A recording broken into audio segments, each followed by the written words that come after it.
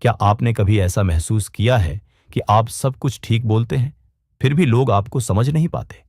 या जब आप कुछ कहना चाहते हैं तो शब्द गले में ही अटक जाते हैं? जरा कल्पना कीजिए कि कोई इंसान अपनी नौकरी, अपना रिश्ता या अपना कोई बड़ा सपना सिर्फ इसलिए खो दे क्योंकि वह अपने विचारों को सही तरीके से व्यक्त ही नहीं कर पाया। कई बार जीवन में मौके इसलिए हाथ से निकल जाते हैं क्योंकि हम खुद को स्पष्ट रूप से सामने नहीं रख पाते।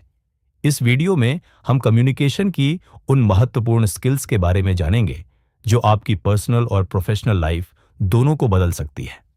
आने वाले कुछ मिनटों में आपको ऐसे सूत्र मिलेंगे जो दुनिया के सबसे प्रभावी कम्युनिकेटर्स को खास बनाते हैं। एक लड़की थी, नेहा। वह अपनी कंपनी की सबसे मेहनती कर्मचारियों में से एक थी। उसके पास प्रतिभा भी थी और काम के प्रति समर्पण भी। लेकिन जब भी प्रमोशन का समय आता, मौका किसी और को मिल जाता। वजह क्या थी? मीटिंग के दौरान जब उसे बोलने का मौका मिलता, वह चुप हो जाती। उसे हमेशा डर रहता था कि कहीं वह कुछ गलत न कह दे। यही डर कई लोगों को आगे बढ़ने से रोक देता है। लेकिन एक दिन नेहा ने कम्युनिकेशन स्किल्स पर एक किताब पढ़ी और उसी दिन से उसकी सोच और उसकी जिंदगी बदलने लगी। आज हम उसी सफर को समझने वाले हैं। सबसे पहले बात करते हैं कम्युनिकेशन की पहली और सबसे जरूरी कला की, सुनने की कला। कम्युनिकेशन का पहला नियम बोलना नहीं बल्कि सुनना होता है। लेकिन क्या हम सच में सुनते हैं? अधिकतर समय हम सामने वाले की बात सुनने के बजाय अपने जवाब के बारे में सोच रहे होते हैं। एक प्रयोग में दो लोगों को सिर्फ एक दूसरे को ध्यान से सुनने के लिए कहा गया। जिसने पूरी एकाग्रता से सुना, उसे ज्यादा विश्वास और सम्मान मिला। एक्टिव लिसनिंग का मतलब है सामने वाले की आंखों में देखना, बीच में बाधा न डालना और अपनी बॉडी लैंग्वेज से यह दिखाना कि आप सच में उसकी बात में रुचि ले रहे हैं। जरा सोचिए, आपने आखिरी बार किसी को इतनी गंभीरता से कब सुना था? अब आगे बढ़ते हैं एक और महत्वपूर्ण कौशल की ओर। एक युवक इंटरव्यू देने गया। तकनीकी ज्ञान में वह बहुत मजबूत था, लेकिन जब एचआर ने उससे पूछा, अपने बारे में बताइए, तो उसकी आवाज कांपने लगी और शब्द अटकने लगे। इंटरव्यू खत्म हुआ लेकिन उसका चयन नहीं हुआ। कारण साफ था, कम्युनिकेशन सिर्फ ज्ञान नहीं, आत्मविश्वास भी दिखाता है।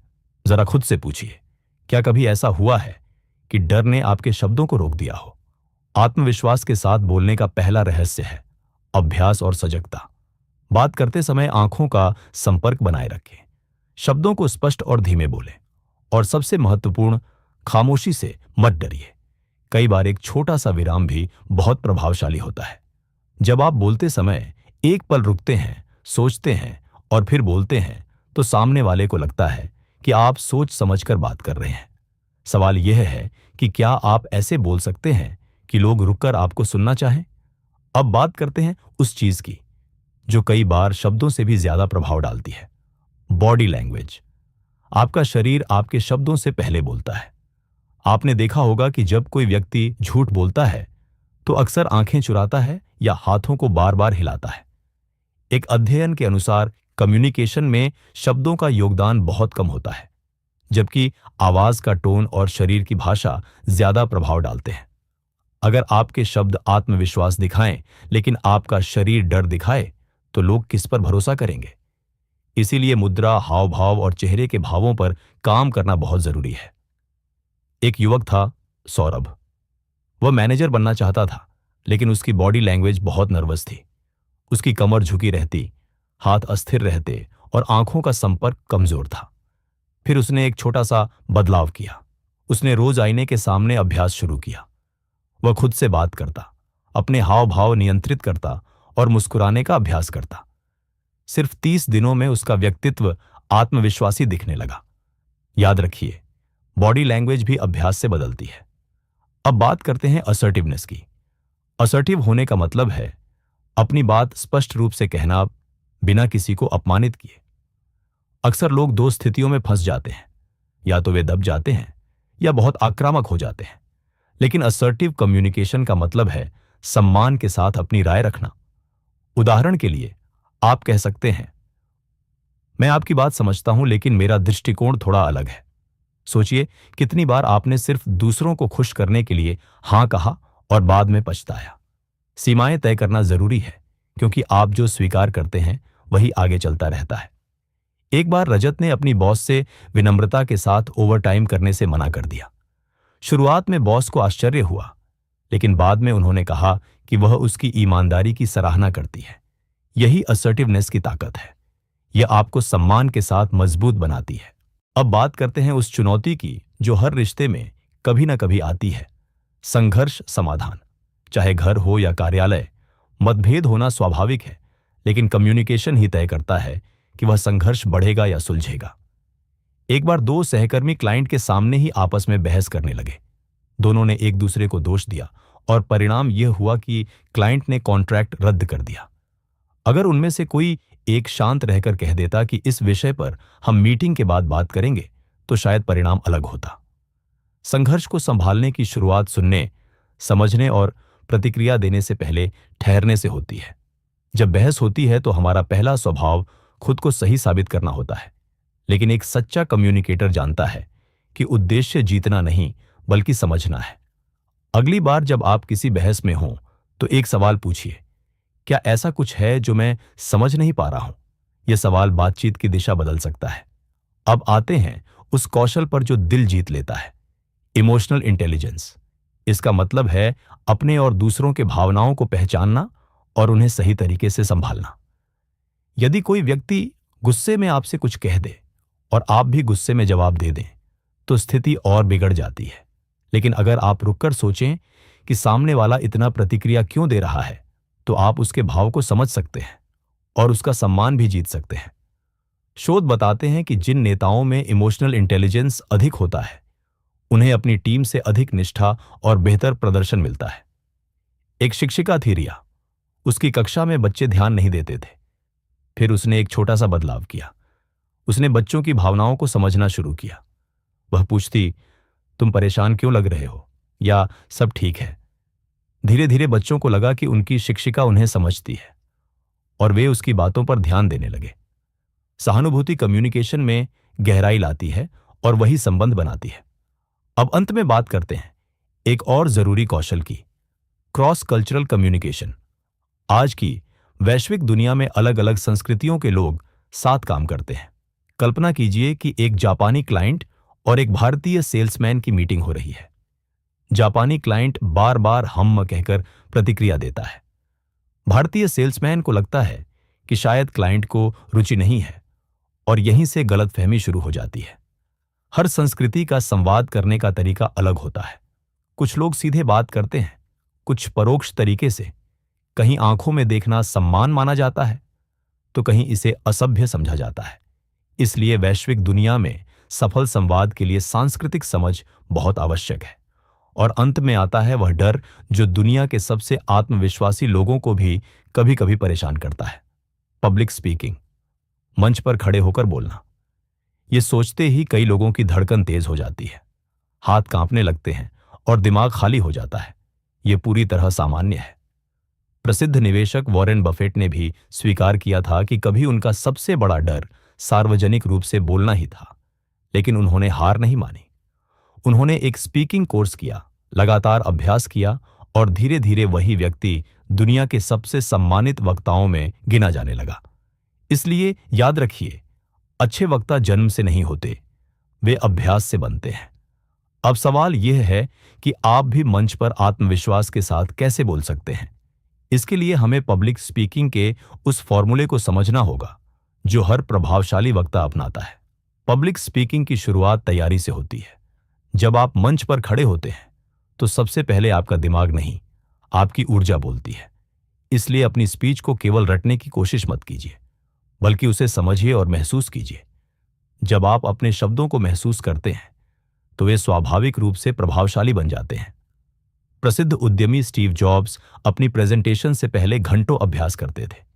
उनकी हर स्लाइड, हर विराम और हर हाव भाव पहले से तय होता था।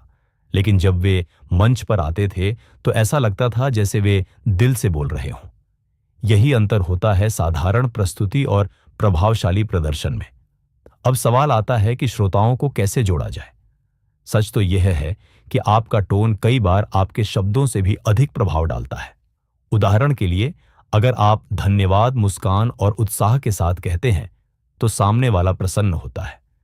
लेकिन वही शब्द यदि आप बिना भाव के या थके हुए स्वर में बोलें तो उसका असर बिल्कुल अलग हो जाता है।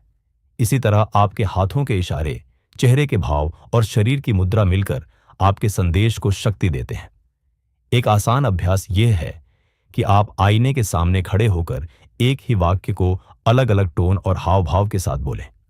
आपको खुद महसूस होगा कि अभिव्यक्ति बदलते ही संदेश का प्रभाव भी बदल जाता है। अब बात करते हैं वास्तविक अभ्यास की।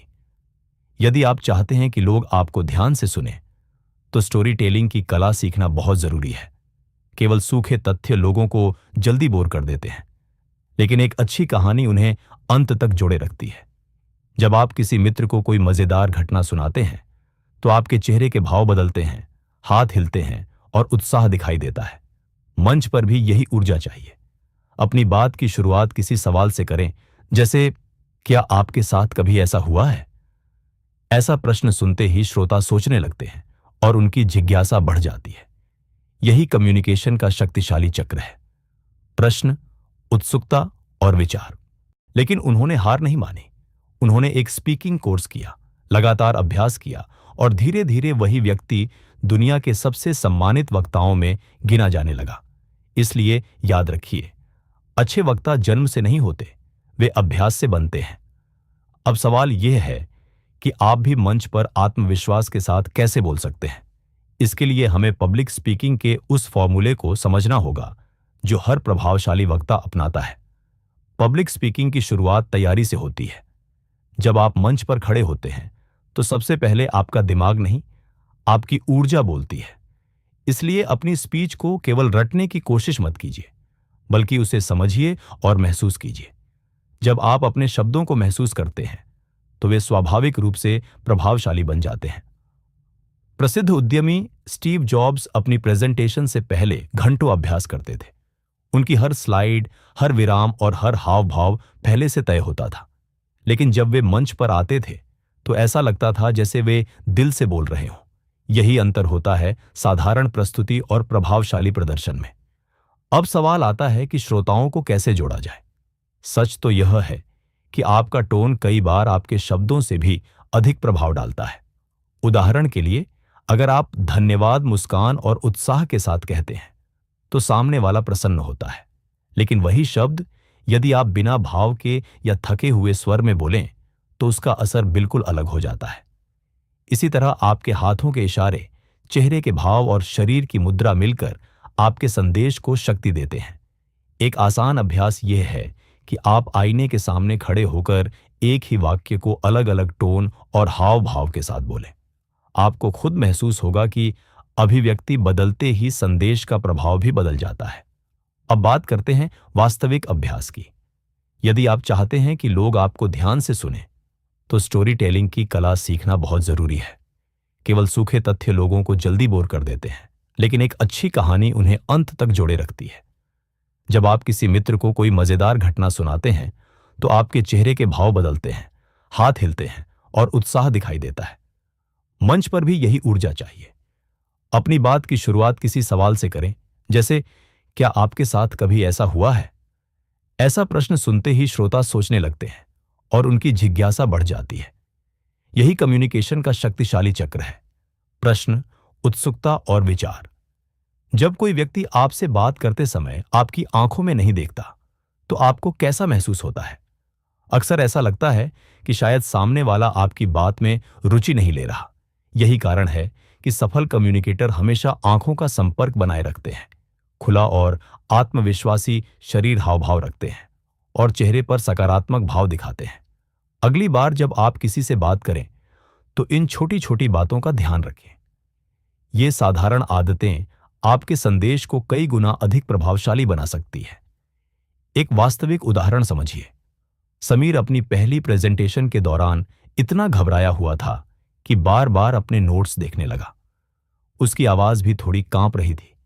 बाद में उसके एक मेंटर ने उसे सलाह दी कि मंच पर आत्मविश्वास दिखाने के लिए अपनी बॉडी लैंग्वेज पर ध्यान दो।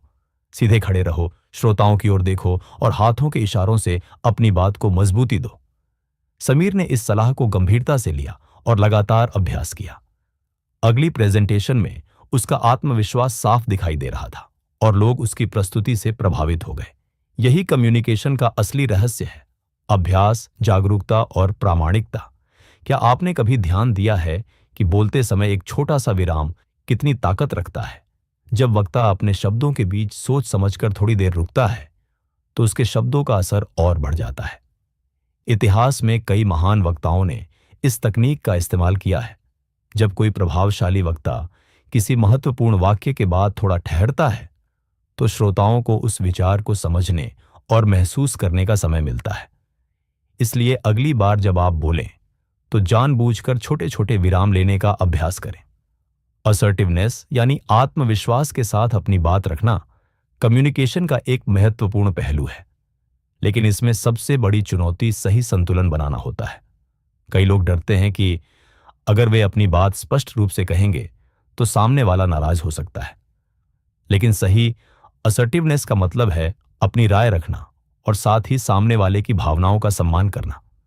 जब आप अपनी बात भी रखते हैं और दूसरों को भी ध्यान से सुनते हैं तो रिश्तों में सकारात्मकता बढ़ती है। एक बार नेहा अपने बॉस से प्रमोशन के बारे में बात करने गई, लेकिन घबराहट के कारण वह अपनी बात ठीक से नहीं रख पाई। बाद में उसके मेंटर ने उसे समझाया कि असर्टिव कम्युनिकेशन का मतलब है अपनी जरूरतों और सीमाओं को स्पष्ट और सम्मानजनक तरीके से व्यक्त करना। यह न तो दब्बूपन होता है और न ही आक्रामकता, बल्कि आत्मविश्वास और समझदारी का संतुलन होता है। धीरे धीरे नेहा ने यह सीखा कि कभी कभी ना कहना भी कम्युनिकेशन का जरूरी हिस्सा होता है। संघर्ष या विवाद को संभालने में सबसे महत्वपूर्ण बात होती है समस्या को व्यक्ति से अलग करके देखना। कई बार हम बहस को व्यक्तिगत बना लेते हैं, जिससे स्थिति और खराब हो जाती है। लेकिन यदि हम अपने अहंकार को अलग रखकर केवल समस्या पर ध्यान दें तो समाधान आसानी से मिल सकता है। उदाहरण के लिए, यदि दो दोस्त किसी गलतफहमी के कारण झगड़ रहे हों और वे शांत होकर असली समस्या पर ध्यान दें तो बातचीत से समाधान निकल सकता है। एक क्लाइंट मीटिंग में अर्जुन को पता चला कि ग्राहक उसकी सेवा से पूरी तरह संतुष्ट नहीं है। वह चाहे तो तुरंत अपनी सफाई देने लगता, लेकिन उसने ऐसा नहीं किया। उसने शांत होकर ग्राहक की बात ध्यान से सुनी और कहा कि वह उनकी चिंताओं को समझता है और मिलकर समाधान ढूंढना चाहता है। उसके इस शांत और सकारात्मक व्यवहार ने ग्राहक के मन में विश्वास पैदा किया। यही प्रभावी कम्युनिकेशन की शक्ति है। यह संघर्ष को अवसर में बदल सकता है। कम्युनिकेशन में इमोशनल इंटेलिजेंस यानी भावनात्मक समझ भी बहुत महत्वपूर्ण होती है। यह हमें सिखाती है कि अपनी भावनाओं को नियंत्रित करते हुए दूसरों की भावनाओं को भी समझना जरूरी है। उदाहरण के लिए, राहुल एक तनावपूर्ण मीटिंग में था जहां माहौल थोड़ा गर्म हो गया था, लेकिन उसने गुस्से में प्रतिक्रिया देने के बजाय स्थिति को समझा और शांतिपूर्वक जवाब दिया। उसकी भावनात्मक समझ ने स्थिति को बिगड़ने से बचा लिया। इमोशनल इंटेलिजेंस का एक महत्वपूर्ण हिस्सा है सहानुभूति यानी एम्पैथी। जब आप किसी व्यक्ति की स्थिति को उसकी नजर से समझने की कोशिश करते हैं तो आपके शब्दों में गहराई आ जाती है। अगर कोई मित्र परेशान हो और आप बिना जज किए उसकी बात सुन लें तो उसे बहुत राहत मिलती है। इसी से रिश्तों में भरोसा और समझ बढ़ती है। इमोशनल इंटेलिजेंस को विकसित करने का पहला कदम है आत्म जागरूकता। इसका मतलब है अपनी भावनाओं को पहचानना और समझना। जब आपको पता होता है कि आप कब तनाव में हैं, कब चिंतित हैं या कब उत्साहित हैं, तो आप बेहतर तरीके से तय कर सकते हैं कि कैसे प्रतिक्रिया देनी है। कई बार तनाव में हम ऐसे शब्द बोल देते हैं जो रिश्तों को नुकसान पहुंचा सकते हैं। इसलिए प्रतिक्रिया देने से पहले थोड़ा रुकना और अपनी भावनाओं को समझना बहुत जरूरी है। आज की वैश्विक दुनिया में क्रॉस कल्चरल कम्युनिकेशन भी बेहद जरूरी हो गया है। अलग अलग संस्कृतियों के लोगों के साथ काम करते समय भाषा, परंपराओं और व्यवहार के अंतर सामने आते हैं। प्रिया, जो एक मल्टीनेशनल कंपनी में काम करती थी, शुरुआत में इन अंतर को समझने में संघर्ष कर रही थी, लेकिन धीरे धीरे उसने सीखा कि खुले मन और धैर्य के साथ संवाद करना ही सबसे अच्छा तरीका है। जब हम अलग संस्कृतियों का सम्मान करते हैं, तब संवाद अधिक प्रभावी बन जाता है। पब्लिक स्पीकिंग में सबसे बड़ा डर अक्सर जज किए जाने का होता है, लेकिन सच यह है कि ज्यादातर श्रोता आपकी गलतियों पर ध्यान नहीं देते। वे बस आपकी बात और आपकी कहानी सुनना चाहते हैं। यदि आप अपने विषय को अच्छी तरह जानते हैं और तैयारी के साथ मंच पर जाते हैं तो आपका आत्मविश्वास स्वतः बढ़ जाता है। स्टेज पर बोलने की एक और शक्तिशाली तकनीक है स्टोरी टेलिंग। जब आप केवल आंकड़े और तथ्य बताते हैं तो श्रोता जल्दी उब सकते हैं, लेकिन यदि आप एक दिलचस्प कहानी सुनाते हैं तो लोग उससे जुड़ जाते हैं। कहानी भावनात्मक संबंध बनाती है और आपके संदेश को यादगार बना देती है। स्टेज पर जाने से पहले अपने मन को तैयार करना भी जरूरी है। इसके लिए एक सरल तरीका है विजुअलाइजेशन। कल्पना कीजिए कि आप आत्मविश्वास के साथ मंच पर खड़े हैं, लोग मुस्कुरा रहे हैं और आपकी बातों को ध्यान से सुन रहे हैं। यह मानसिक अभ्यास आपके डर को कम करता है और आपको सकारात्मक ऊर्जा देता है। एक प्रभावी प्रेजेंटेशन का एक और महत्वपूर्ण तत्व है उसका स्पष्ट ढांचा। जब आपकी बातों में एक तार्किक क्रम होता है, शुरुआत, मुख्य बिंदु और निष्कर्ष, तो श्रोता आपकी बात को बेहतर समझते हैं। बिना संरचना के बोली गई बातें अक्सर लोगों को भ्रमित कर देती हैं, लेकिन जब वक्ता पहले ही बता देता है कि वह किन 3 मुख्य बातों पर चर्चा करेगा, तो श्रोताओं के लिए संदेश समझना आसान हो जाता है। कम्युनिकेशन केवल पेशेवर जीवन तक सीमित नहीं है, बल्कि हमारे व्यक्तिगत रिश्तों में भी इसकी बहुत बड़ी भूमिका होती है। कई बार गलतफहमियां केवल इसलिए पैदा होती हैं क्योंकि लोग खुलकर बात नहीं करते। जब हम अपनी भावनाओं को ईमानदारी और सम्मान के साथ व्यक्त करते हैं तो रिश्तों में दूरी कम होने लगती है। व्यक्तिगत संबंधों में एक सुनहरा नियम है, समझने के लिए सुनो, जवाब देने के लिए नहीं। अक्सर हम सामने वाले की बात पूरी सुने बिना ही अपना जवाब सोचने लगते हैं। इससे बातचीत की गहराई खत्म हो जाती है। जब हम सच में किसी को समझने के इरादे से सुनते हैं, तभी सच्चा संवाद जन्म लेता है। कभी कभी सिर्फ चुप रहकर किसी की बात सुन लेना ही सबसे बड़ा सहारा बन जाता है। जब प्रिया ने अपनी परेशान दोस्त की पूरी बात बिना टोके सुनी, तो उसकी दोस्त का दिल हल्का हो गया। कई बार शब्दों की जरूरत नहीं होती, सच्ची सुनने की भावना ही काफी होती है। यही कारण है कि कहा जाता है कि कभी कभी मौन भी सबसे सशक्त उत्तर बन जाता है। अब बात करते हैं कार्यस्थल यानी वर्क प्लेस कम्युनिकेशन की। जब ऑफिस में सहकर्मी स्पष्ट रूप से संवाद नहीं करते, तो काम में देरी होने लगती है और निराशा बढ़ जाती है। उदाहरण के लिए, एक बार किसी कर्मचारी को ईमेल मिला जिसमें सिर्फ इतना लिखा था, इस काम को जल्दी पूरा करें, लेकिन उसमें न कोई समय सीमा बताई गई थी और न ही स्पष्ट अपेक्षाएं। परिणाम यह हुआ कि कर्मचारी उलझन में पड़ गया कि काम कब तक पूरा करना है और कैसे करना है। इसलिए पेशेवर वातावरण में स्पष्टता, सही टोन और पूरी जानकारी देना बहुत जरूरी होता है। प्रभावी संवाद न केवल काम की उत्पादकता बढ़ाता है, बल्कि कार्यस्थल के रिश्तों को भी बेहतर बनाता है। तकनीक ने कम्युनिकेशन को तेज और आसान बना दिया है, लेकिन इसके साथ कुछ जटिलताएं भी बढ़ी हैं। व्हाट्सएप, जूम और ईमेल जैसे माध्यम हमें तुरंत संपर्क की सुविधा देते हैं, लेकिन कई बार इन्हीं के कारण गलतफहमियां भी पैदा हो जाती हैं। एक बार समीर ने एक संदेश को गलत अर्थ में समझ लिया और अपने मित्र से विवाद कर बैठा। इससे यह सीख मिलती है कि लिखित संदेशों में भाव हमेशा स्पष्ट नहीं होते। इसलिए जब कोई महत्वपूर्ण या संवेदनशील विषय हो, तो बेहतर है कि फोन कॉल या आमने सामने बातचीत की जाए। सही माध्यम का चुनाव भी प्रभावी संवाद का एक महत्वपूर्ण हिस्सा है।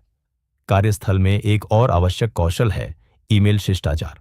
सोचिए, यदि किसी ईमेल में सब कुछ बड़े अक्षरों में लिखा हो, अभी यह काम देखो, तो पढ़ने वाले को वह आदेश जैसा लगेगा और वह असहज महसूस कर सकता है। इसके विपरीत यदि ईमेल में नम्र अभिवादन, स्पष्ट विषय और सम्मानपूर्ण भाषा हो, तो वही संदेश सकारात्मक प्रभाव डालता है। कभी कभी आपके समय के लिए धन्यवाद जैसी छोटी पंक्ति भी आपको पेशेवर और सम्मानजनक छवि देती है। आज के समय में संवाद की सबसे बड़ी चुनौती है सूचना का अत्यधिक बोझ। इतनी जानकारी और इतना कंटेंट है कि लोग अक्सर पूरी बात सुनने के बजाय जल्दी जल्दी आगे बढ़ जाते हैं। ऐसे में यदि आप चाहते हैं कि लोग आपकी बात ध्यान से सुने, तो आपका संदेश प्रासंगिक, भावनात्मक और उपयोगी होना चाहिए। उदाहरण के लिए, किसी परेशान व्यक्ति को भेजा गया एक छोटा सा संदेश, यदि बात करना चाहो तो मैं यहां हूं, किसी की जिंदगी में बड़ा बदलाव ला सकता है। शब्दों में बहुत शक्ति होती है, इसीलिए उनका उपयोग सोच समझकर करना चाहिए। अब समय है थोड़े आत्म मंथन का। अब तक आपने कम्युनिकेशन के कई पहलुओं के बारे में जाना, सुनने की कला, आत्मविश्वास से बोलना, बॉडी लैंग्वेज, भावनात्मक समझ, विवाद समाधान और पब्लिक स्पीकिंग। लेकिन इन सभी कौशलों की असली कुंजी है अभ्यास। कोई भी व्यक्ति जन्म से महान वक्ता नहीं होता। यह क्षमता लगातार प्रयास और अनुभव से विकसित होती है। हर बातचीत एक नया अवसर है खुद को बेहतर बनाने का। एक शिक्षक ने अपने छात्रों को एक रोचक अभ्यास दिया। उन्होंने कहा कि हर दिन किसी एक व्यक्ति से उद्देश्यपूर्ण बातचीत करो। छात्रों ने अजनबियों से छोटी छोटी बातें शुरू की, अपने परिवार के साथ खुलकर संवाद किया और धीरे धीरे उन्हें अपने अंदर बदलाव महसूस होने लगा। उन्हें समझ आया कि कम्युनिकेशन केवल बोलने की कला नहीं, बल्कि संबंध बनाने की प्रक्रिया है। जब आप लोगों से सच्चे मन से जुड़ते हैं तो रिश्ते गहरे होते हैं और आत्मविश्वास भी बढ़ता है। कम्युनिकेशन में मौन का भी एक महत्वपूर्ण स्थान होता है। एक बार एक दंपति के बीच बहस हो गई और दोनों कुछ समय तक चुप रहे। उस चुप्पी में पछतावा, भावनाएं और प्यार सब कुछ छिपा था। अंत में जब उनमें से एक ने धीरे से माफ करना कहा तो पूरी स्थिति बदल गई। कभी कभी मौन और छोटे छोटे संकेत भी दिल से दिल तक पहुंचने का काम करते हैं। अब बात करते हैं फीडबैक की। एक बार मीरा को उसके मैनेजर ने केवल इतना कहा कि उसका काम अच्छा नहीं है, लेकिन कोई कारण या सुझाव नहीं दिया। इससे मीरा और अधिक भ्रमित हो गई। सही फीडबैक हमेशा स्पष्ट, रचनात्मक और सम्मानजनक होना चाहिए। यदि आप चाहते हैं कि कोई व्यक्ति बेहतर करे तो उसे बताइए कि गलती कहाँ हुई, क्यों हुई और उसे कैसे सुधारा जा सकता है। इस तरह दिया गया फीडबैक वास्तव में एक उपहार की तरह होता है। कम्युनिकेशन केवल शब्दों का नहीं, बल्कि इरादे का भी विषय है। उदाहरण के लिए, तुमने ऐसा क्यों किया और क्या हम इस बारे में बात कर सकते हैं? दोनों वाक्य एक ही स्थिति में कहे जा सकते हैं, लेकिन उनका प्रभाव बिल्कुल अलग होता है। यदि आपके शब्दों के पीछे जजमेंट हो तो सामने वाला रक्षात्मक हो जाएगा, लेकिन यदि आपके इरादे में समझने की भावना हो तो संवाद सहज रूप से आगे बढ़ेगा। कम्युनिकेशन एक जीवन भर चलने वाली यात्रा है। इसमें पूर्णता कभी नहीं आती, क्योंकि हर व्यक्ति और हर परिस्थिति अलग होती है। लेकिन जितना अधिक आप अभ्यास करते हैं, उतनी ही आपकी स्पष्टता, जुड़ाव और आत्मविश्वास बढ़ता जाता है। हर दिन एक छोटी चीज पर ध्यान दें, बेहतर सुनना, शांत रहकर जवाब देना या अपनी बॉडी लैंग्वेज पर काम करना। धीरे धीरे यही छोटी आदतें आपके जीवन, रिश्तों और करियर में बड़ा परिवर्तन ला सकती हैं।